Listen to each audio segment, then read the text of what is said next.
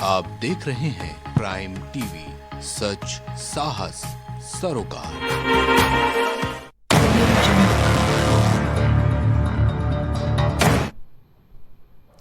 नमस्कार, स्वागत है आपका। आप देख रहे हैं प्राइम टीवी। मैं हूं आपके साथ अदिति मिश्रा।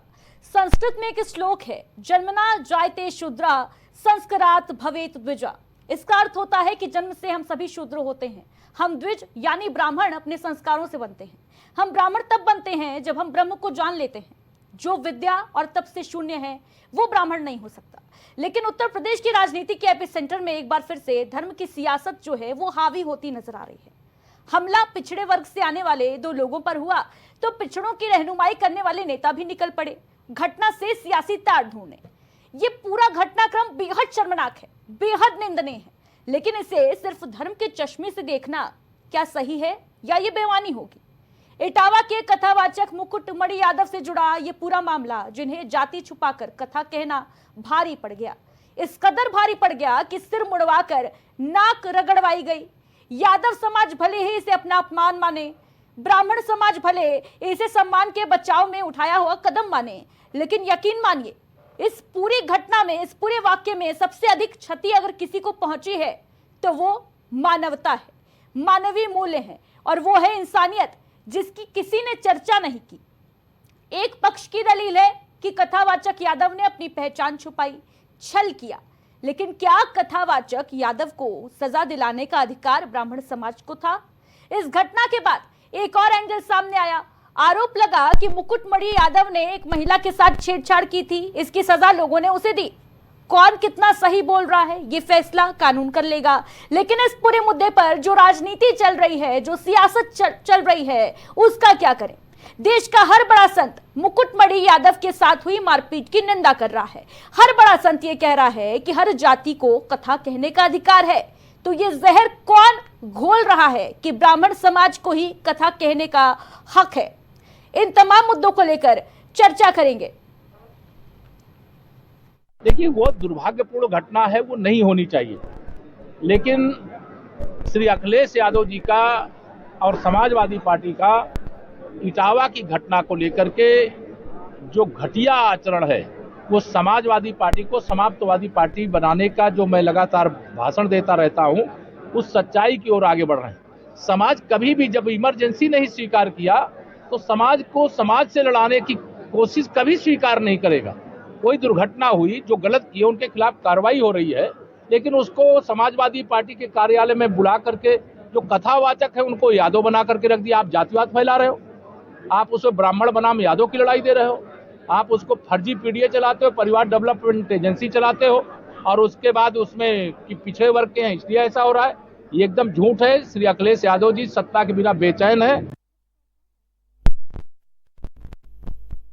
भारत अंतरिक्ष में अपनी उड़ान भर रहा है, वहीं दूसरी तरफ राजनीति का आलम देखिए कि यादव बनाम ब्राह्मण का ये जो पूरा विवाद छिड़ा हुआ है, उत्तर प्रदेश के इटावा से जो घटना सामने आई, बेहद निंदनीय थी, बेहद शर्मनाक थी। इसकी जितनी निंदा की जाए उतना कम होगा। लेकिन इस पूरे मामले को, इस पूरे घटनाक्रम को जिस तरीके के से सियासी एंगल दिया गया, इतनी जल्दबाजी समाजवादी पार्टी को थी कि तुरंत अखिलेश यादव ने मुकुटमणि यादव को सम्मानित करने बुला लिया।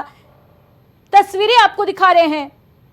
वहीं दूसरी तरफ ये पूरा मुद्दा जो है, अब उस पर जो सियासत है वो और तेज हो रही है। जहां डिप्टी सीएम केशव प्रसाद मौर्य को सुन रहे थे आप, जो ये कहते नजर आ रहे हैं कि जो भी इसमें दोषी है उसको सख्त सजा मिलेगी, कानून के द्वारा मिलेगी। लेकिन ये जो पूरा मामला है वो कई सवालात खड़े कर रहा है। पहला सवाल तो ये उस सोसाइटी पर कर रहा है खड़े जहां पर ये माना जाता है कि जो डोमिनेटिंग क्लास है, जो डोमिनेटिंग कास्ट है, वो अपने नीचे वाले तबके को दबाने की कोशिश करेगी। ये पहला मामला नहीं है, ऐसे कई मामले आए दिन सामने आते रहते हैं।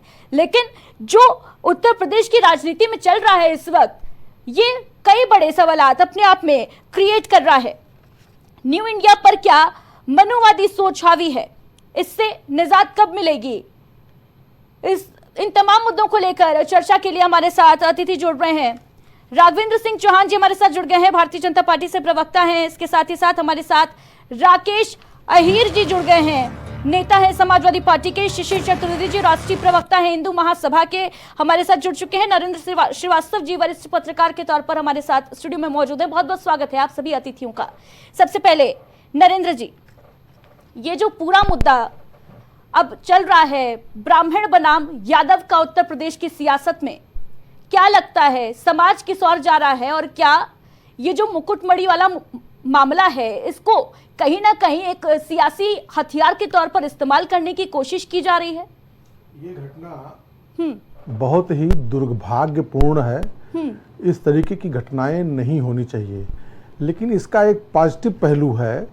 ना तो इसमें देश प्रदेश के सभी ब्राह्मण लिप्त हैं और ना ही सभी यादव। बिल्कुल कुछ लोग हैं जो वातावरण को दूषित कर रहे हैं या दूषित करने का प्रयास कर रहे हैं। ऐसे तत्वों को जो समाज में विघटन पैदा करने की कोशिश करते हैं उनको सख्त से सख्त सजा देने की आवश्यकता है। इस तरीके के तत्व केवल इटावा में नहीं है। कुछ दिन पहले मध्य प्रदेश में दबंगों ने एक दलित के सिर पर पेशाब किया था, उसकी खूब चर्चा हुई थी। कन्नौज में एक नेताजी दर्शन करके निकले, उसके बाद कुछ लोगों ने उस मंदिर को गंगा जल से धोया था। बहुत पुरानी घटना है, जब जगजीवन राम जी उप प्रधानमंत्री हुआ करते थे तो जगजीवन राम जी ने बीएचयू कैंपस में महामना मदन मोहन मालवीय जी की मूर्ति का अनावरण किया था। तो वहाँ के कुछ लोगों ने गंगा जल से उस मूर्ति को धोया, गाय के दूध से नहलाया।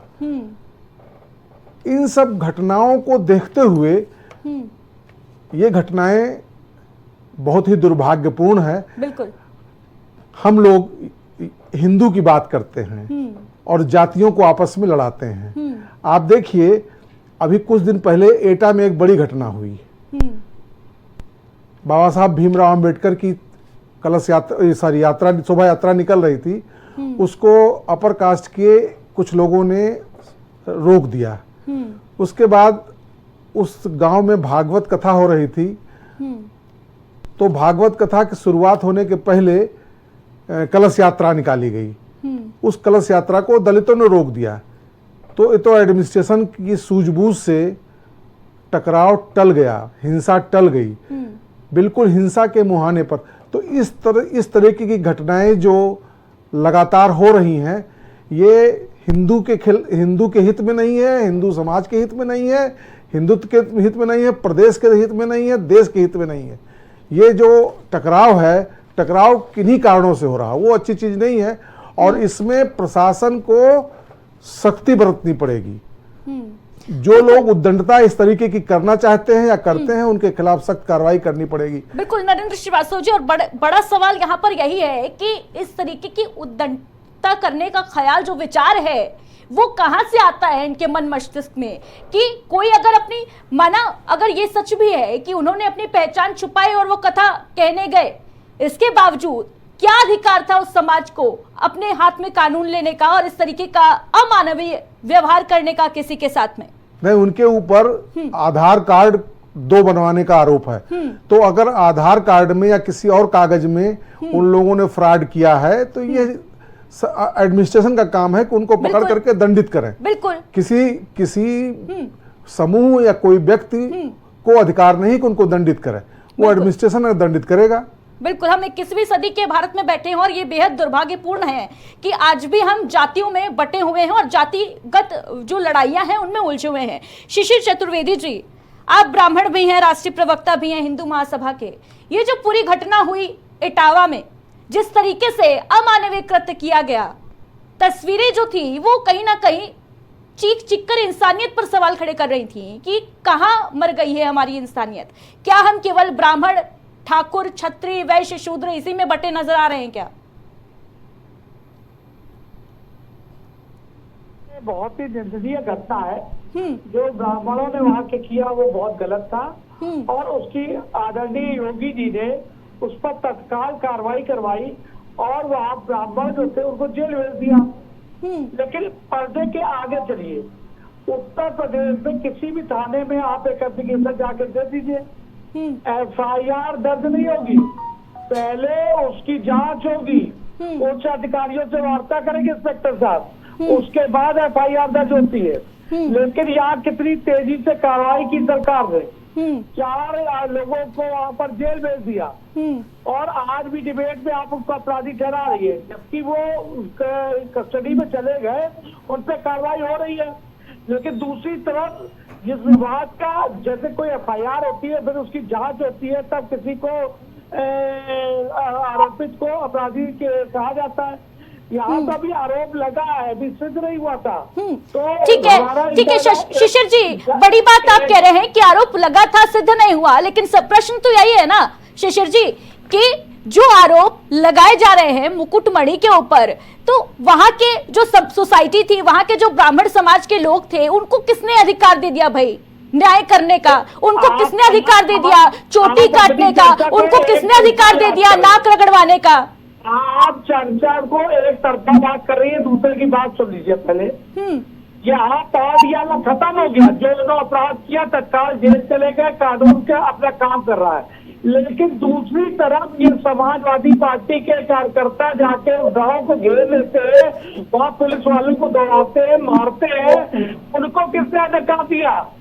दूसरी बात, उन्होंने 2 आधार बनवाए, उनका अपराध नहीं है, उन्होंने उनको क्या दो आधार कार्ड किसी ने बनवा लिए तो उसकी सजा क्या ब्राह्मण समाज के लोग देंगे? अब आप मेरी बात नहीं आने देगी तो आप कैसे बोलेंगे? 2 आधार, वो हिस्ट्री टीचर है, उसके ऊपर एक ब्राह्मण लड़की को भगाने का आरोप है पहले का। ये सारे कार्ड एक चीज दिखा रही है, आप दूसरे पर शिकायत कर रही है। अगर ये ब्राह्मण समाज ने उसको जो घटना की एकदम निंदनीय है, बहुत गलत है, उसी के खड़े सब निंदा करता हूँ, लेकिन उस पर सरकार ने कार्रवाई की तत्काल।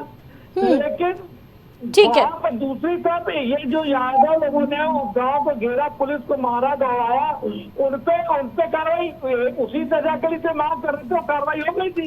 तो इनको किसने अधिकार दिया पुलिस को दौड़ाए? इनको किसने अधिकार दिया? उसकी बात आप नहीं कर रही चैनल पे। और अभी आरोप लगा है, जांच जारी है, जांच पूरी होने दीजिए। सजा देना कौन का काम है? इन ब्राह्मणों को पर क्या सजा दी जाएगी वो तो देंगे, लेकिन इनकी भी सबकी गिरफ्तारियां होनी चाहिए ना। देखिए ठीक है, यादव वंश जो है यदुवंशी, इनको आप पूछते हैं, ठीक है शिशिर चतुर्वेदी जी, फिलहाल मुकुटमणि यादव के ऊपर भी FIR दर्ज हो चुकी है, कार्रवाई उन पर भी होगी पहचान छुपाने की। राकेश अहिर जी, कितने दिन बाद होगी? राकेश अहिर जी, जिस तरीके से अखिलेश यादव ने मुकुटमणि को सम्मानित करने का जो बीड़ा उठाया, बेहद जल्दबाजी में नहीं लगता क्या कि डिसीजन लिया गया?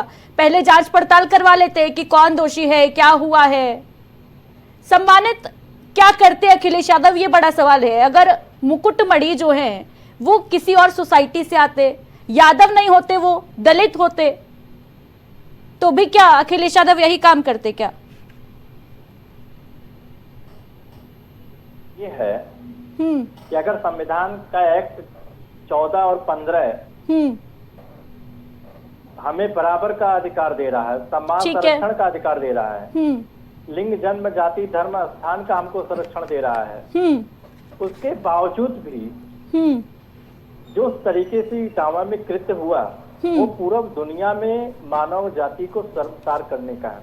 ठीक है, बिल्कुल। मैं कह रहा हूँ कि किसी का यूरिन किसी के ऊपर छिड़क दिया जाए, मुझे लग रहा है कि मेरे अब तक के नॉलेज में पहली बार ऐसी घटना हुई है कि किसी को पवित्र करने के लिए किसी के ऊपर यूरिन छिड़का हुआ हो।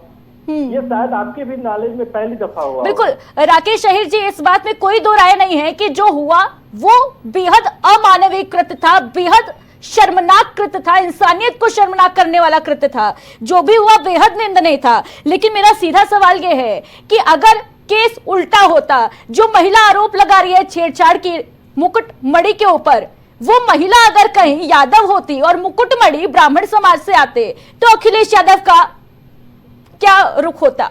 यही रुख होता क्या?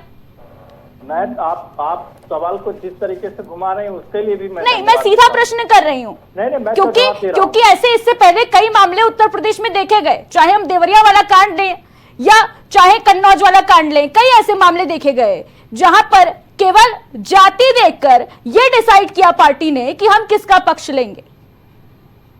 मैं कह रहा हूं कि अगर जाति देख के अगर अपमान करते हैं लोग, तो फिर जाति देख के जब अपमान हो रहा है तो हमारा भी फर्ज है, हमारा नैतिक जिम्मेदारी है कि पिछड़ी दलित जातियों को सम्मान करना और सम्मान के हक दिलाना। मैं कह रहा हूँ ये पहली यानी दफा जाति देखकर अपमान किया जा रहा है तो जाति देखकर ही सम्मान किया जाएगा। अभी नहीं, सम्मान कैसे जाति देख के हो रहा है, मैं बता दिए। मैं कह रहा हूँ उसमें दलित भी था जो ढोल बजाता था, आरोप उस पे भी लगा है कि वो छेड़ रहा था। बताइए, वो तो आंख से दिखाई नहीं दे रहा उसको। जितने भी वीडियो अब तक आ रहा है, आप देखिए हर वीडियो में एक नया नरेशन, एक नया बयान आ रहा है। मैं कह रहा हूं कि अगर वो छेड़खानी थी तो आपको पुलिस तत्काल क्यों नहीं बुलाई? तत्काल आपने क्यों नहीं हो जो है FIR लिखाया? ठीक है, क्यों आरोप तुरंत नहीं लगाया? मैं कह रहा हूं कि इस देश में संविधान और कानून है, फिर संविधान और कानून के आप शरण लेते हैं। आप इस तरीके से चुटिया काटना, मुंडन कराना, अपमानित करना, उसको पीटना, यूरिन निकाल के पवित्र करना, बताइए कितनी शर्मनाक की बात है। मैं कह रहा हूँ कि चलिए यहाँ तो ठीक है, आप जाति की बात कर रही हैं। जाति की बात है कि एक जबलपुर में एक महिला कथावाचक लोधी समाज की थी, उसको क्या अपमानित नहीं होना पड़ा? उसको भी अपमानित होना पड़ा। जब इस देश के दलित राष्ट्रपति को उड़ीसा के मंदिर में नहीं जाने दिया गया, एक अंग्रेजी अखबार जब खबर छापा तब जाके देश के लोगों को जानकारी हुई, तो क्या वो जाति देख के उसके साथ अपमानित नहीं हुआ? नहीं, उस हिसाब से तो दलित राष्ट्रपति देश का प्रथम नागरिक होता है। तो यही है ना कि जब हम अंतरिक्ष पे यात्रा करने जा रहे हैं, अंतरिक्ष तक पहुंच चुके हैं हम, उसके बावजूद हम यहाँ पे जो है जाति की लड़ाई में उलझे हुए हैं, ब्राह्मण ठाकुर में उलझे हुए हैं, ब्राह्मण यादव में उलझे हुए हैं। ये किस तरीके की राजनीति जो है वो चल रही है? भाई ये तो एक घटना थी, इसको सियासी रूप देने की क्या आवश्यकता थी? मैं कह रहा हूँ कि ये जाति संघर्ष राकेश जी आपके पास, राघवेंद्र सिंह चौहान जी, सबसे पहले तो इस पूरी घटना पर क्या कहेंगे?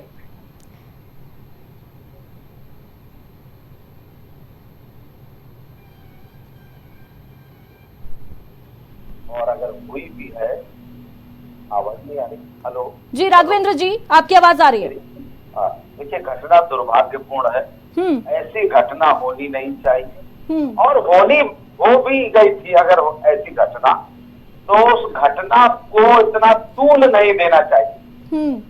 मैं समझता हूँ बड़ी बातें करते हैं हमारे अखिलेश यादव जी, बड़े नेताओं में गिनती होती है, बड़े नेता के पुत्र हैं, इस तरीके की बातें उनको शोभा दें। आनंद फानंद में आप बुलाकर उनको स्वागत करने लगे। देखिए, आप सत्ता के लिए तड़प रहे, ये दूर से ही मालूम होता है, ये उनकी भावनाओं भंगिमाओं से मालूम होता है कि वो सत्ता के लिए तड़पन ही उनकी सबसे बड़ी वेदना है। क्योंकि वो काफी दिनों से फड़फड़ा रहे हैं, वो चाहते हैं कि किसी तरीके से प्रकार, चाहे वो पारिवारिक डेवलपमेंट अलायंस के, जिसको PDA कहते हैं, उसके माध्यम से या किसी माध्यम से या किसी तरीके से तोड़ के मरोड़ के ब्राह्मण समाज का अपमान करके, यादव समाज का अपमान करके, वो किसी भी समाज के नहीं है, वो केवल सत्ता के हैं। सत्ता की भूख उनको बार बार इस तरीके के कृत्य और कुकृत्य करने के लिए मजबूर करती है। वो हमेशा सत्ता को धुरी बनाकर कोई कार्य करते हैं, कोई कार्यक्रम लाते हैं। अभी आपने बीच में देखा होगा कि उनको खुशबू कहां से आ रही थी और बदबू कहां से आ रही थी। वो ऐसे ऐसे बयान दे देते हैं जिस पर खुद भी सफाई करने लगते हैं।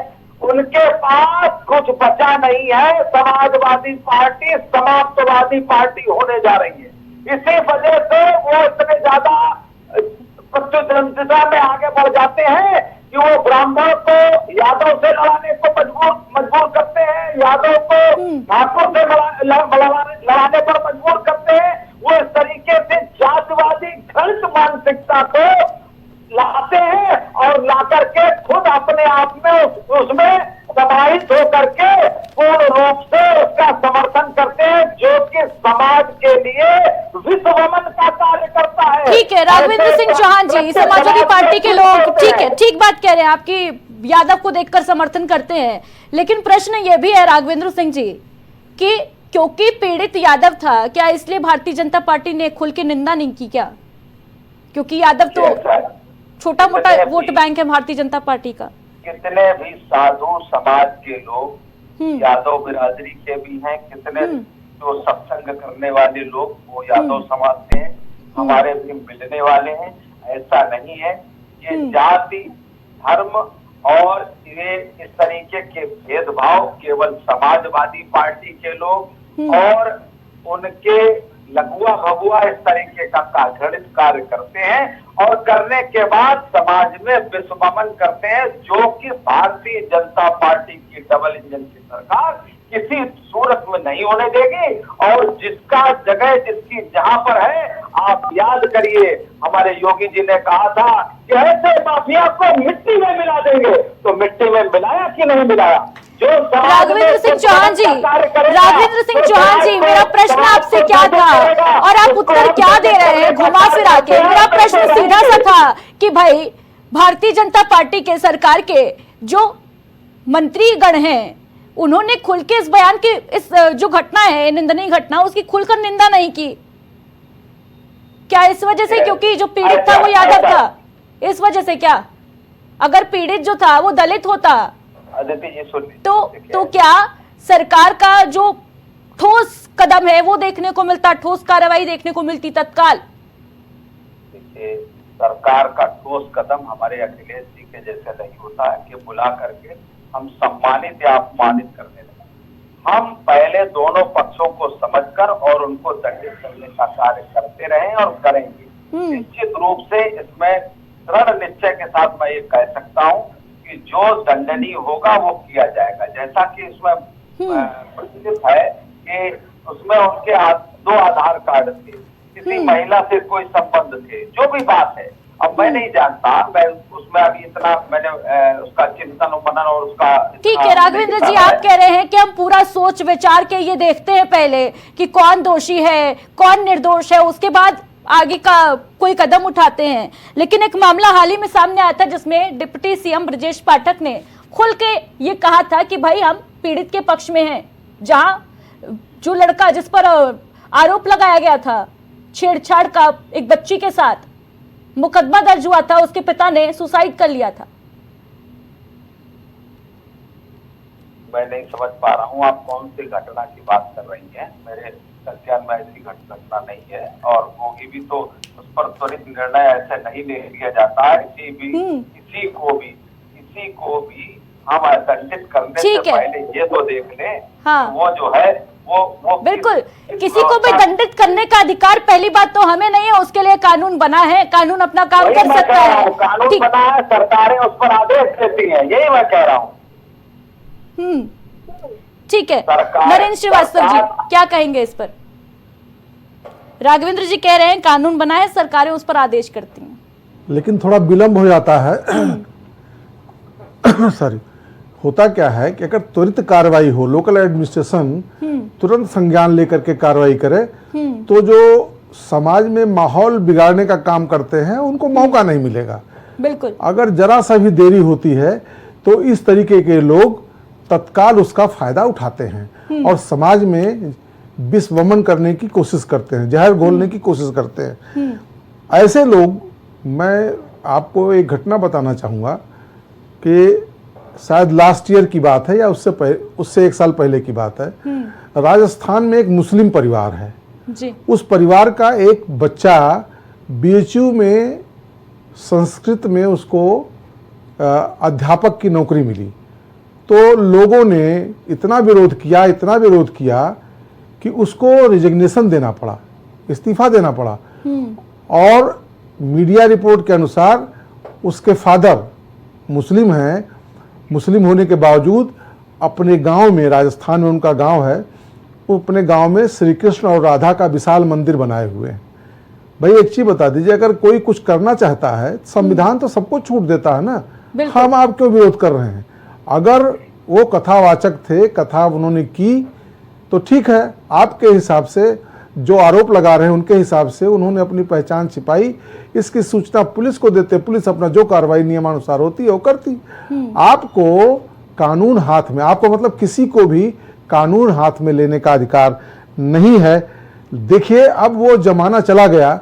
एक समय था, मुझे लगता है चौहान साहब मेरे बात से जरूर सहमत होंगे, एक जमाना था कि जब ये मुगलों के शासन के पहले, अंग्रेज और मुगलों के शासन के पहले तमिलनाडु में स्थिति ये थी कि एक वर्ग को कमर में रस्सी बांधी जाती थी, आगे घंटी होती थी और पीछे झाड़ू होता था। अब वो समय नहीं लौट कर आने वाला है। अगर दलितों को, पिछड़ों को अपमानित कीजिएगा तो दलित बहुत तेज से बौद्ध बन रहे हैं। ये सब भी देखना पड़ेगा। अगर आप हिंदुत्व का औरा बनाए रखना चाहते हैं, ये चाहते हैं कि हिंदुत्व की व्यापकता बनी रहे, तो हमको, आपको, सभी को, पूरे समाज को ये सोचना होगा कि सबको साथ लें और सबको सम्मान दें। अगर ये नहीं हुआ तो हम लोग तो चले जाएंगे, हम लोग तो 10 साल 15 साल में चले जाएंगे। आने वाली पीढ़ी के लिए बड़ा दुखदाई होगा जब आप एक चीज़ और देखिए, गौर कीजिए कि इस्लाम का इतिहास है 1500-1600 साल का, क्रिश्चियनिटी का इतिहास है लगभग 2000 साल का, लेकिन सनातन का कोई इतिहास नहीं है। सबसे पुराना धर्म सनातन माना जाता है। और आज देखिए, दुनिया में सबसे कम मानने वाले सनातन के रह गए हैं। इस्लाम भी खूब फला फूला और क्रिश्चियन भी खूब फल फूल रहे हैं। तो इस पर भी गौर करना पड़ेगा, हमारी संख्या लगातार कम क्यों हो रही है।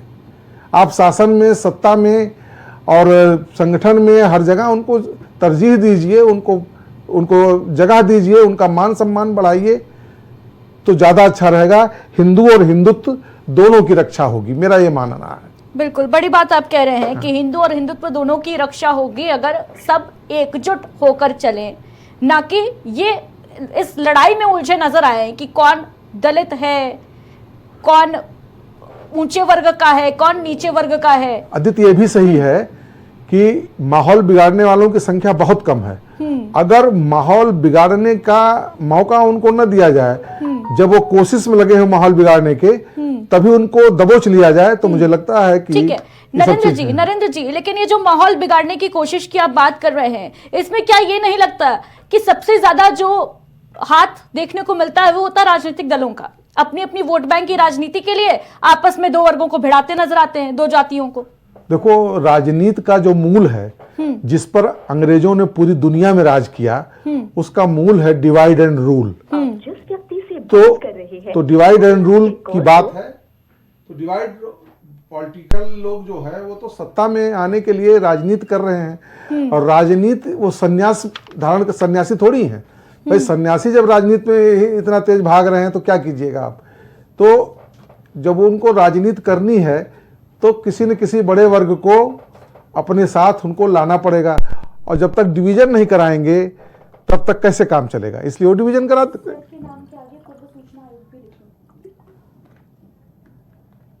सर के नाम के आगे पूर्व सूचना आयुक्त ऐड कर लो, पूर्व सूचना आयुक्त। कुछ आ नहीं।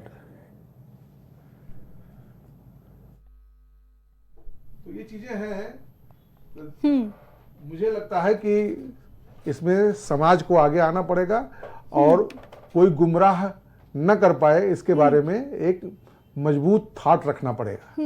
जी बिल्कुल नरेंद्र जी, बड़ी बात आप कह रहे हैं कि समाज को आगे आना पड़ेगा, और ये जो पूरा मामला है वो कहीं ना कहीं एक सोसाइटी को भी इंडिकेट कर रहा है कि सामाजिक स्तर पर अभी भी काफी कुछ बदलाव की जरूरत है। जिस तरीके से हम देखते हैं आज भी ग्रामीण क्षेत्रों में ये जो एक भावना है कि हम ऊंची जाति के हैं, फलाने नीची जाति के हैं, ये चीज आज भी कई एरियाज में प्रिवेलिंग है। अभी हाल ही में हमने देखा था किस तरीके से एक दलित समाज का व्यक्ति घोड़ी चढ़ गया तो उसकी गोली मारकर हत्या कर दी जाती है। तो ये जो सोच है इस पर कहीं ना कहीं अब प्रहार की जरूरत है, इस सोच को खत्म करने की आवश्यकता है सोसाइटी में। तुलसीदास जी ने 400 साल पहले लिख दिया था, भय बिन होए न प्रीत। जो असामाजिक तत्व हैं वो हाथ जोड़ने से नहीं मानने वाले हैं, उनके खिलाफ सख्ती करनी पड़ेगी। प्रशासन को बिल्कुल चिन्हित करके उनको सख्ती से कुचलना पड़ेगा, बिल्कुल। और तभी हिंदुत्व और हिंदू और बचेंगे, और ये सामाजिक जो विघटन है जाति के नाम पर, ये रुकेगा। ये बहुत, देखिए, जहां तक मेरी सोच है कि यह दुर्भाग्यपूर्ण तो है, लेकिन इसमें एक अच्छी बात यह है कि किसी भी वर्ग का, किसी भी जाति का पूरा लोग इसमें नहीं लगे हुए हैं, सारे के सारे इसमें इन्वॉल्व हो, ऐसी बात नहीं है। बिल्कुल कुछ ही नरेंद्र लोग जी, और हैं। बड़ी बात यह है कि जो भी हमारे संत हैं, कई संत ऐसे हैं जो खुलकर इस पूरे मामले में सामने आए, उन्होंने निंदा भी की और ये भी कहा, साथ ही साथ ये भी समाज को बताया एक बार फिर कि कथावाचक कोई भी हो सकता है, कोई आवश्यकता नहीं है कि आप जन्म से ब्राह्मण हो तभी आप कथा कह सकते हो, और ऐसा हमारे शास्त्रों में भी वर्णित है। उसके बाद ये विवाद क्यों होता है? शिशिर चतुर्वेदी जी, क्या वजह है भाई, जब ऐसा कहीं वर्णित नहीं है किसी शास्त्र में कि अधिकार नहीं है दूसरी जाति के लोगों को कथा कहने का, केवल ब्राह्मण समाज के पास एकाधिकार है, ऐसा तो कहीं नहीं लिखा है, उसके बावजूद लोगों में ये सोच जो है वो कहां से आती है कि किसी और जाति के व्यक्ति ने अगर कथा कह दी, किसी और जाति के व्यक्ति ने अगर ईश्वर की आराधना कर ली, तो भाई हम उसके साथ ऐसा सलूक करेंगे? कि ब्राह्मणों ने यादव होने की वजह से इनको बेइज्जत किया, एकदम गलत है। ये व्यक्तिगत कुछ वहाँ का कारण उत्पन्न हुए, इस वजह से हुआ। मैं उदाहरण तक जाता हूँ, गोरखपुर का जो मठ है उसमें योगी आदित्यनाथ जी बैठे हैं, वो जाति से क्षत्रिय है और वहाँ उनका सब सम्मान करते हैं। लखनऊ का सबसे बड़ा मंदिर है, ठीक है शिशिर चतुर्वेदी जी, शिशिर चतुर्वेदी जी, लेकिन जो तस्वीरें वहां से इटावा से निकल के सामने आई, शिशिर जी, जो तस्वीरें इटावा से निकल के सामने आई, जो उसमें बातें चल रही थी दोनों पक्षों के बीच में, वो कहीं ना कहीं इंडिकेट कर रहे कि भाई जाति वाला एंगल था। जिस तरीके से ये बोला जा रहा था बार बार कि इस जाति के हो, कथा कहने आ रहे हो, उसमें जो बयान निकलकर सामने आए अभद्रता करते वक्त, वो कहीं ना कहीं इंडिकेट कर रहे हैं कि जाति वाला एंगल भी है, इसको नकारा नहीं जा सकता। जाति सूचक शब्दों का इस्तेमाल किया गया। तो बुलाती क्यों है? मेरा निवेदन है, मुझे क्यों बुलाती है अगर आप मेरा पक्ष नहीं सुनना चाहती है?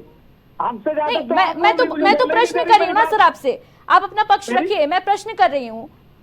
बस आप एक बार बोल चुकी तो मेरे उत्तर तो देने दीजिए जी, अपनी बात कंप्लीट करिए। मनकामेश्वर मंदिर में क्या ब्राह्मण महंत बैठी है? आप चलिए नेपाल में, वहाँ पर जो सबसे बड़ा काठमांडू में मंदिर है पशुपतिनाथ, वहाँ क्या पुजारी क्या ब्राह्मण बैठे हैं? आप रामदेव का हम लोग इतना हृदय से सम्मान करते हैं कि वो व्यक्ति इतने महान है, उन्होंने योग को जीवित किया। जाति से विद्वेष किसी को नहीं है। बात राकेश अहीर जी ने कही थी, वहीं से आगे स्टार्ट करता हूँ।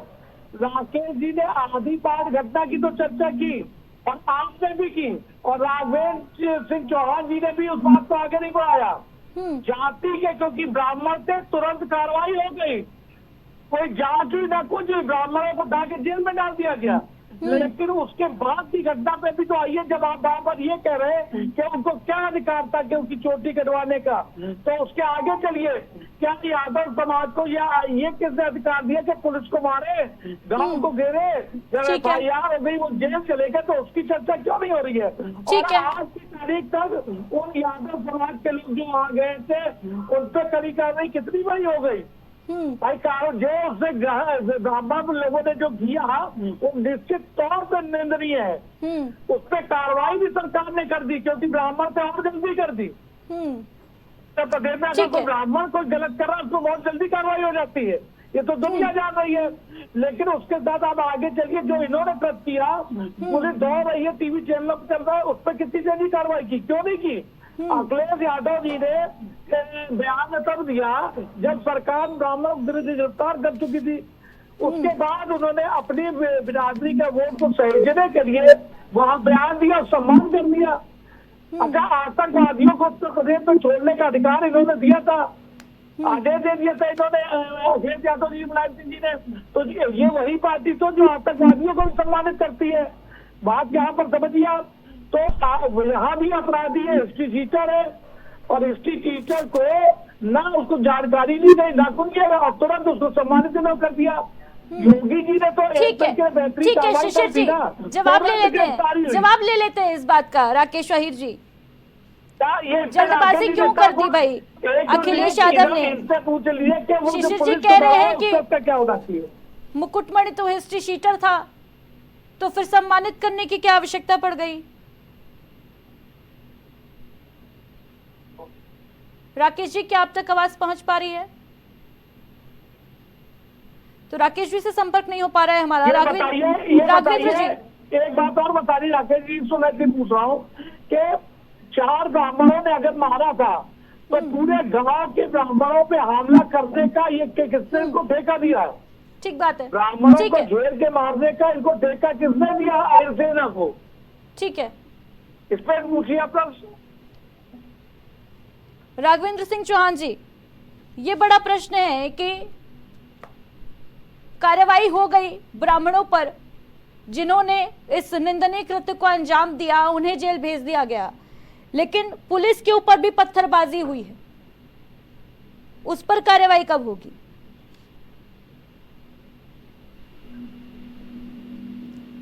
राघवेंद्र जी, क्या आवाज पहुंच पा रही है आप तक?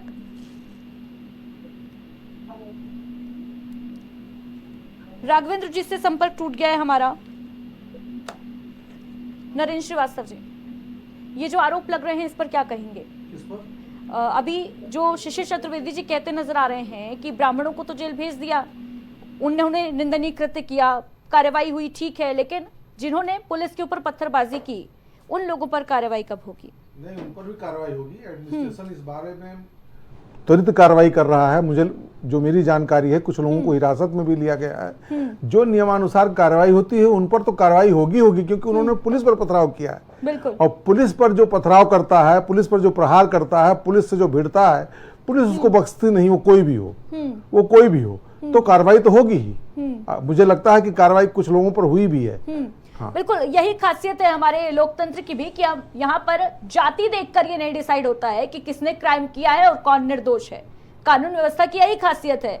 राघवेंद्र सिंह चौहान जी, क्या कहेंगे? भारतीय जनता पार्टी की हमारी सरकार कभी भी किसी के प्रति द्वेष भावना रखकर कोई कार्रवाई नहीं करती। अगर वो बदमाश है, अगर वो आतताई है, अगर उसने समाज के साथ कोई गलत कार्य किया है, समाज के कोई दुष्कर्म किया है, इस तरीके की कोई दुर्भावना रखता है, तो उसके ऊपर निश्चित ही कार्रवाई की गई है। ये हमारा इतिहास है, हमारी डबल इंजन सरकार का इतिहास रहा। नई बात ये कि बार बार उसको धर्म से और जाति से जोड़ कर उस मामले को तूल देना, ये अखिलेश जी को शोभा नहीं देता। मैं बार बार यही बात दोहरा रहा हूँ। ठीक है राघवेंद्र सिंह जी, बिल्कुल शोभा नहीं देता, लेकिन क्या सोशल मीडिया पर जो जहर उगलने का काम किया जा रहा है, जो लोग कर रहे हैं जहर उगलने का काम, जो दंगे भड़काने की एक कोशिश की जा रही है सोशल मीडिया पर, तमाम ऐसे आपत्तिजनक पोस्ट, चाहे ब्राह्मण समाज हो चाहे यादव समाज हो, उसके ऊपर किए जा रहे हैं, क्या उन पर भी कार्रवाई नहीं की जानी चाहिए? निश्चित रूप से कार्रवाई की जाएगी, पर भी कार्रवाई की जाएगी। सोशल मीडिया पर बहुत अच्छी तरीके से नजर रखी जा रही है और सोशल मीडिया हैंडलिंग जो तरीके से करते हैं, जो उस पर कोई गलत दुष्प्रचार रूपी कार्य करते हैं, उन पर कार्रवाई की जाती है और की भी गई है। और निकट भविष्य में इस पर बराबर योगी जी ध्यान दे रहे हैं। राघवेंद्र सिंह जी, लेकिन क्या ये नहीं लगता अगर समय से कार्रवाई कर दी गई होती मुकुटमणि वाले मामले में, अगर तुरंत त्वरित एक्शन लिया गया होता, तो दूसरे राजनीतिक दलों को इसका फायदा उठाने का मौका नहीं मिला होता? त्वरित कार्रवाई, अगर आप अखिलेश जी की कार्रवाई को उचित मानते हैं तो मैं नहीं कर सकता कि उन्होंने तुरंत बुला के आनंद मान सम्मानित कर दिया। ये त्वरित कार्रवाई इस तरीके की भारतीय जनता पार्टी की सरकार और हमारे माननीय योगी जी की सरकार इस तरीके की त्वरित कार्रवाई नहीं करती कि एक पक्षी निर्णय ले दे और उसमें अपना फरमान सुना दे या मीडिया पर बैठकर हम कुछ ऐसा बोल दे। देखिए, इसमें निश्चित रूप से कार्रवाई होगी और कार्रवाई हुई भी है और निश्चित रूप से वो लोग दंडित किए जाएंगे जिन्होंने घृणित कार्य किया, जो घृणित कार्य में सम्मिलित है और जो घृणित कार्य करवा रहे हैं उन पर भी कार्रवाई होगी। मैं आपके चैनल पर स्पष्ट रूप से कह देना चाहता हूँ। ठीक है, देखिए, कार्रवाई का मतलब क्या आप समझती हैं कि कार्रवाई ऐसी होनी चाहिए कि हम एक पक्ष को मिला करके या एक जातीय व्यवस्था को कायम करके हम उसको सम्मानित कर दें और सम्मानित करके समाज में विद्वमन का कार्य करते हैं। ऐसा कार्य हमारे योगी जी की डबल इंजन की सरकार नहीं करती। हम देखिए, हम कोई भी कार्य दूरगामी दृष्टिकोण को लेकर के करते हैं, जिससे समाज में भय का वातावरण, समाज में लेकिन 21 तारीख की ये घटना थी, 21 तारीख को ये घटना होती है, क्या तुरंत प्रशासन को एक्शन लेकर गिरफ्तारी नहीं कर लेनी चाहिए थी क्या? देखिए ऐसा है, उसमें लोगों के खिलाफ कार्रवाई हुई है और त्वरित कार्रवाई भी हुई है। ऐसा नहीं है कि उसमें अब आप कह रही हैं कि तुरंत हम लोग यहाँ पर मीडिया की चर्चा में बैठ के कहते हैं कि तुरंत गिरफ्तारी कर लेनी चाहिए। देखिए ऐसा है, कोई भी व्यक्ति किसी भी व्यक्ति को, हर एक का मानवीय अधिकार है, हर व्यक्ति का, हर व्यक्ति अपने मानवीय अधिकार रखता है। उस मानवीयता के दृष्टिकोण को दृष्टिगत रखते हुए कोई कार्य किया जा रहा है, चाहे ब्राह्मण, क्षत्रिय, शूद्र, ये शरीर के अंग है, सभी अंगों से शरीर बना है हमारा पंचतत्व, और ब्राह्मण, क्षत्रिय, वैसे हमारे शारीरिक संरचना में भी मौजूद है। ऐसा नहीं है कि हमारी शारीरिक संरचना में मौजूद नहीं है। राघवेंद्र सिंह जी, बड़ी बात ये है राघवेंद्र सिंह जी कि इटावा के दादरपुर गांव में जो कुछ हुआ वो ब्राह्मण और यादव से कहीं अलग, अगर उसको हम इस तरीके से देखें, इंसानियत के नजरिए से देखें, तो कुछ असामाजिक तत्वों ने इस घृणित कृत्य को अंजाम दिया। ये कहा जाना ज्यादा उचित होगा, ना कि ये कहना ज्यादा उचित होगा कि कौन किस जाति से बिलोंग कर रहा है। निश्चित रूप से आदित्य जी, आपकी ये बात बहुत न्याय संगत है, मैं इसका समर्थन करता हूँ। ये मानवता को शर्मसार करने वाली घटना है और इस घटना को हमें जातिगत रंग नहीं देना चाहिए, जैसा कि अखिलेश यादव जी दे रहे हैं। इस तरीके के जातिगत रंग देना ठीक नहीं है। सामाजिक रूप से हम लोग राजनीति का, ठीक है राकेश अय्यर जी, जातिगत रंग देने की कोशिश की जा रही है अखिलेश यादव की तरफ से इस पूरी घटना को।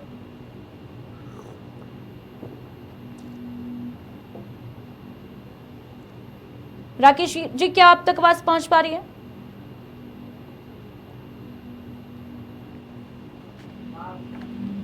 तो फिलहाल राकेश जी से संपर्क नहीं हो पा रहा है हमारा। शिशिर जी, क्या लगता है, क्या जातिगत एंगल देने की कोशिश की जा रही है इस पूरे घटनाक्रम को? बिल्कुल दी जा रही है। जिस वक्त अखिलेश यादव जी ने बयान दिया है उससे पहले वहाँ कार्रवाई हो चुकी थी, ब्राह्मण गिरफ्तार कर लिए गए थे, जेल भेजे जा रहे थे। उसके बाद बयान आया, अपने वोट बैंक को सहेजने के लिए ये कार्रवाई करी गई। दूसरा पक्ष इस घटना का महत्वपूर्ण ये है कि पूरे गांव को घेरा जा रहा था, मारने के लिए जा रहे थे, पूरी सेना बना के जा रहे थे। तो ये उससे भी बड़ा कृत्य है कि देश में सेना बनाई जाती है जाति की और जाकर वहाँ हमला करती है। पूरे गांव का दोस्त है क्या? इनके ऊपर तो रास्ता लगनी चाहिए, राजद्रोह को मुकदमा आना चाहिए। जिस प्रकार से पूरे पुलिस महकमे को दबाया जा रहा है, ये क्या झोटा कांड है क्या? ब्राह्मणों ने जो घटना की वो 2-4 लोगों के साथ की, ये तो पूरे गांव को फूंकने जा रहे थे। और पुलिस दौड़ रही है, सारे चैनल में योगी सरकार की थूथू हो रही है, योगी जी की पुलिस फोर्स जो है भाग रही है।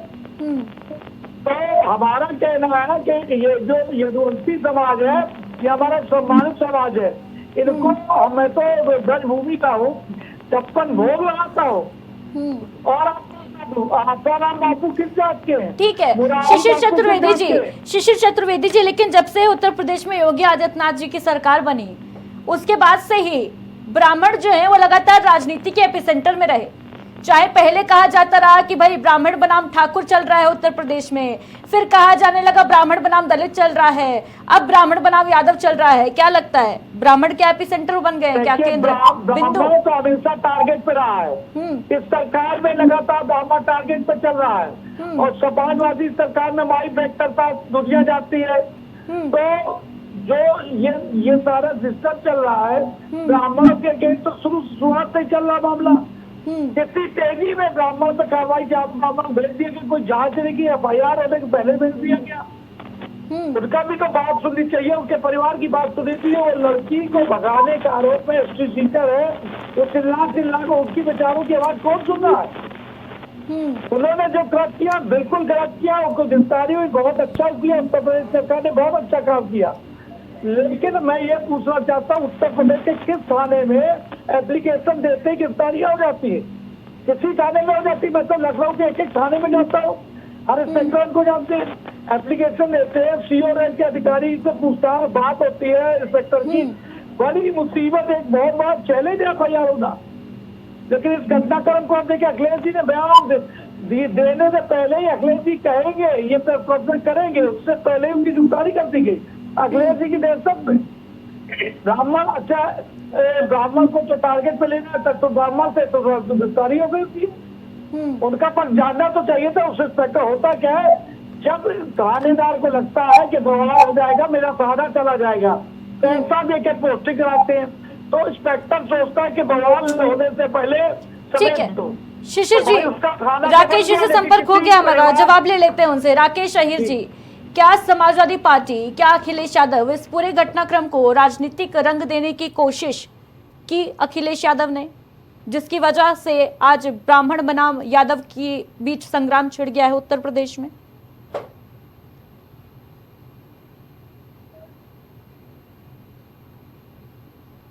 कि ये जाति संघर्ष जो हुआ है ये भारतीय जनता पार्टी के लोग करवा रहे हैं और भारतीय जनता पार्टी की सरकार ने करवाया है। मैं कह रहा हूं कि जाति संघर्ष सबसे ज्यादा अगर आप उठा के देखेंगे, आंकड़ा उठा के देखेंगे, तो भारतीय जनता पार्टी की सरकार में हुआ है। चाहे उत्तर प्रदेश में हो, चाहे बिहार में हो, चाहे राजस्थान में हो, चाहे MP में हो। ठीक है, लेकिन अभी जो वर्तमान स्थिति की बात की जाए तो फायदा उठाने की कोशिश तो अखिलेश यादव भी कर रहे हैं ना। बिल्कुल, हम लोग कभी भी किसी के अपमान पे राजनीति करने वाले लोग ही नहीं हैं। आप जिस पाल समाज की बेटी की बात कर रही थी, मुझे बहुत अच्छा लगा कि उस बेटी को न्याय दिलाने में आप भी खड़ी हैं। उस बेटी के साथ रेप होता है और उसके बाप ने न्याय के गुहार लगाते लगाते आत्महत्या करना पड़ा और आत्महत्या कर दिया। और उत्तर प्रदेश की सरकार उसी आरोपी को बचाने के लिए पूरे फ्रंट पे मोर्चा खोल रखे हैं। नहीं, लेकिन तो ठीक बात कह रहे हैं आप राकेश जी, लेकिन मेरा प्रश्न तो यही है ना, क्योंकि इटावा में जो घटना हुई वहां भी छेड़छाड़ का आरोप एक महिला के द्वारा लगाया गया। तो आप ये कह रहे हैं, कि भाई वो तो बाद में आरोप लगाया गया। नहीं, मैं कह रहा हूँ कि छेड़छाड़ की मुकुटमणि ने, नहीं ठीक है, अगर बाद में जांच में ये आ गया कि छेड़छाड़ हुई थी, मुकुटमणि यादव ने छेड़छाड़ की थी, तो क्या अखिलेश यादव हाथ जोड़ के जनता से माफी मांगेंगे क्या, सम्मानित करने के लिए उस व्यक्ति को जिसने छेड़छाड़ की? आप कंटिन्यू नहीं होने दे रही, मेरी बात को आप कंटिन्यू नहीं होने दे रही।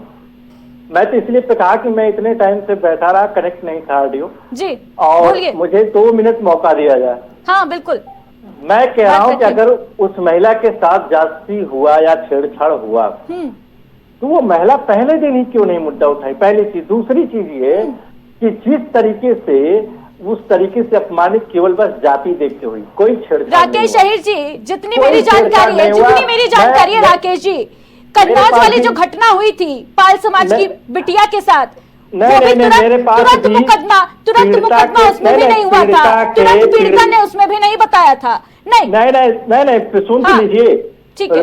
पीड़िता का जो वीडियो है, पहला वीडियो में, उसमें उन्होंने छेड़छाड़ बताया ही नहीं कि छेड़छाड़ मेरे साथ हुआ, मेरे हाथ पकड़े, मुझे कहे खाना खिलाओ।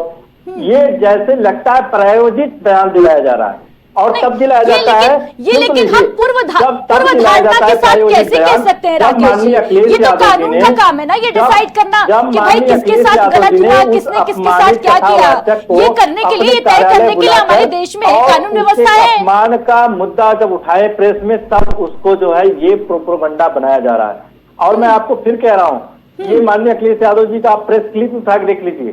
ये पहले ही कहे थे कि जैसे ही आप जाएंगे लखनऊ से उत्तर प्रदेश में, सबसे पहले आप पे FIR लिखी जाएगी। ये कोई पहली दफा नहीं है कि आरोपी पे ही FIR लिखी गई। ये कई बार ऐसी घटनाएं हो गई, जो आरोपी है उसी पे FIR लिखी। यानी आप ये कहने की कोशिश कर रहे हैं कि कोई व्यक्ति 2 आधार कार्ड लेके घूम रहा है, अपनी पहचान छुपा रहा है, लेकिन उसे मुकदमा ना। मैं कह रहा हूं कि पहचान कोई नहीं छुपा रहा है। उसका घर जहां कथावाचक था उससे दूरी 10 किलोमीटर थी। 10 किलोमीटर व्यक्ति की दूरी सबको पता है। और वो कोई पहली बार कथा नहीं कहने गया था, उस गांव में 18 बार कथा कहने जा चुका था और वो 16 साल से कथा कह रहा है। कोई एक बार नहीं कि ये चंद एक दिन की शुरुआत है, पहली दफा है। वो 16 साल राकेश अहिर जी, आप खुद ही इतना सस्पेंस क्रिएट कर रहे हैं। आप कह रहे हैं 16 साल से कथा कह रहा है वो कथावाचक, अभी तक उसको किसी ने नहीं रोका। अचानक ब्राह्मण समाज के अंदर ये रोष कैसे जागृत हो गया भाई? कि ये यादव है, उसको कथा नहीं कहने देंगे, इसलिए हम मांग करेंगे। मैं कह रहा हूँ कि अच्छा आप ये बता दीजिए, कोई व्यक्ति कहीं आप देखिए कि कोई ब्राह्मण का अपमान कोई किया है? मैं कह रहा हूँ कि आप अभी देखिए उनके चुनाव के दौरान एमपी में एक आदिवासी पे एक ब्राह्मण जो है पेशाब करता है मुंह पे। किस लिए करता है? कि वो ब्राह्मण है, जनेऊ कान पे लगा के वो पेशाब करता है वो आदिवासी पे। आप ये देखिए ना कि एमपी में राकेश शहीद जी, फिलहाल तो ऐसे लोगों को सबसे बड़ी चीज है कि आप मुझे बैठाइए, मैं आपका बहुत धन्यवाद करता हूँ। इतना आप नहीं इतना अपने आप में बहुत बड़ा पाप हो जाएगा।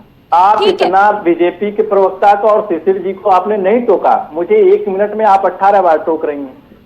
मैं कह रहा हूं कि मेरी बात को आप कंटिन्यू हो जाने दीजिए, अगर मौका दे रही हैं तो। नहीं तो मैं तो बहुत शांति से सुन रहा था।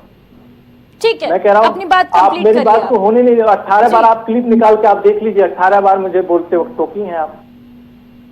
मैं कह रहा हूं कि जाति इस देश में, अगर जब ये भारतीय जनता पार्टी के लोग और कुछ प्रभुत्ववादी लोग कह रहे हैं कि मैं हिंदू राष्ट्र बनाऊंगा और हिंदू राष्ट्र बने कर रहेगा, विश्व गुरु बनेगा, तो मैं कह रहा हूं कि एक पिछड़ा, एक दलित जिसके पास विद्वत्ता हो, लोग कहते हैं कि पंडित वही जिसको ज्ञान है। तो जब जो व्यक्ति 16 साल से कथा कह रहा है तो वो अपनी विद्वता की वजह से कह रहा है, न कि वो अपनी जाति की वजह से कह रहा है। अगर जाति की वजह से कहता तो वो नहीं सफल हो पाता। मैं कह रहा हूं कि अभी एमपी में जबलपुर की एक देविका पटेल जाति की कथावाचक थी, उसके साथ क्या नहीं हुआ? उसके साथ भी उसके बाल को काटा गया। उसको यहाँ तक कहा गया, प्रभुत्ववादी लोगों ने कहा कि आप ब्राह्मण लड़के से शादी करेंगे तब कथा कहेंगे। तो मैं कह रहा हूँ ऐसी एक घटनाएं नहीं हो रही। बिल्कुल, क्या ये लगातार घटनाएं हो रही? उत्तर प्रदेश में क्या दलितों का हाल आपसे छुपा है? आप तो पत्रकार हैं, आपको पता है कि कहीं गेहूं न काटने से, मजदूरी न करने से उसको जिंदा प्रयागराज में जला दिया जी। ऐसी घटनाएं जहां भी हो रही है बेहद निंदनीय है, बेहद चिंता मैं कह रहा हूँ कि हमारे यहाँ सबसे बड़ी बात यह है। 1 मिनट में और लूंगा, बस 30 सेकंड दे दीजिए जी। हमारे फाइनल कमेंट दीजिए क्योंकि समय की कमी है जी। हमारे यहाँ एक कनौजिया जाति की मजदूर महिला थी, एक आम तोड़ ली, उसको एक वर्चस्ववादी समाज का व्यक्ति गोली मार देता है। ये अभी 15 दिन बीते, 15-20 दिन की घटना मैं बता रहा हूँ जौनपुर जनपद का। एक आम तोड़ने का ये जुर्माना नहीं या ये सजा नहीं कि उसको गोली मार दिया जाए। इसलिए गोली मार दिया गया कि वो दलित जाति की महिला थी, मजदूर जाति की महिला थी। इसलिए जो अत्याचार हो रहा है तब उसमें सवाल उठा रहा, तब हम लोग विपक्ष के लोग हैं। मैं कह रहा हूँ माता प्रसाद पांडे गोरखपुर गए, कौन नहीं देखा गोरखपुर में कैसे नंगा नाच बुलडोजर खड़ा था, इनके पूरे गुंडा जो है भाजपा के खड़े थे, तो कैसे कांच फोड़े, उस बुजुर्ग व्यक्ति के ऊपर पत्थर चलाए। क्या किसी के दुख में शामिल होना, किसी को न्याय दिलाने के लिए आवाज उठाना, उसके इस तरीके से गुंडागर्दी? एलआईयू फेल है आपका आईबी फेल है, आपका लोकल प्रशासन फेल है, आपका कानून व्यवस्था फेल है, ये आपको बताता है। ठीक है राकेश अहीर जी। राघवेंद्र सिंह चौहान जी, फाइनल कमेंट दीजिए 10 सेकेंड में। जो जाति वाली व्यवस्था है, जो जातीय जंग छिड़ी है उत्तर प्रदेश में, उस पर सीज फायर कब?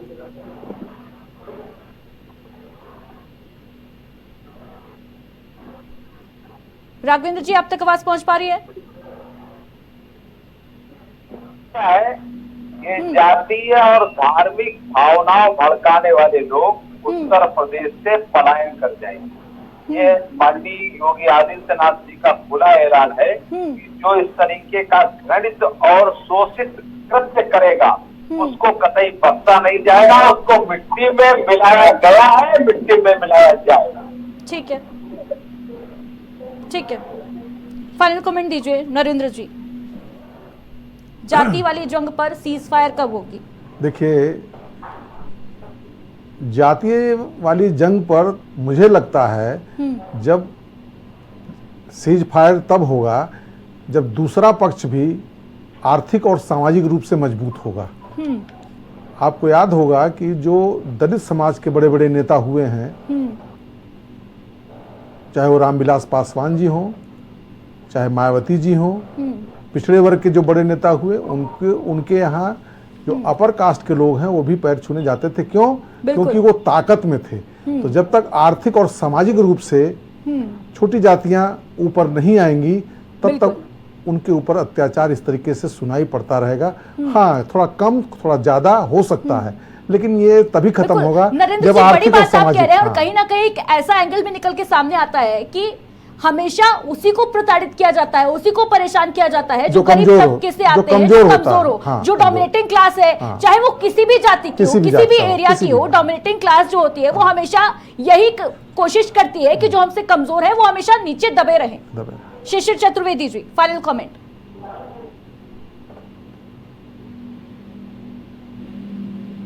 तो फिलहाल शिशिर जी से संपर्क नहीं हो पा रहा है हमारा।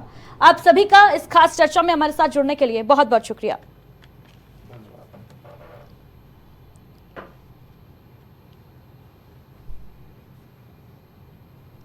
तो उत्तर प्रदेश में सियासी जो राजनीति है वो अब सियासत में जो है जाति वाला एंगल जुड़ चुका है। इटावा के दादरपुर में जो कांड हुआ मुकुट यादव के साथ, जो घटना हुई, उसने कहीं ना कहीं अब राजनीतिक रूप ले लिया है और देखने वाली बात होगी कि आने वाले समय में इस घटना से कौन कितना फायदा उठा सकता है और किसको कितना नुकसान पहुंच सकता है। फिलहाल हमारे साथ इस चर्चा में जुड़ने के लिए बहुत बहुत शुक्रिया।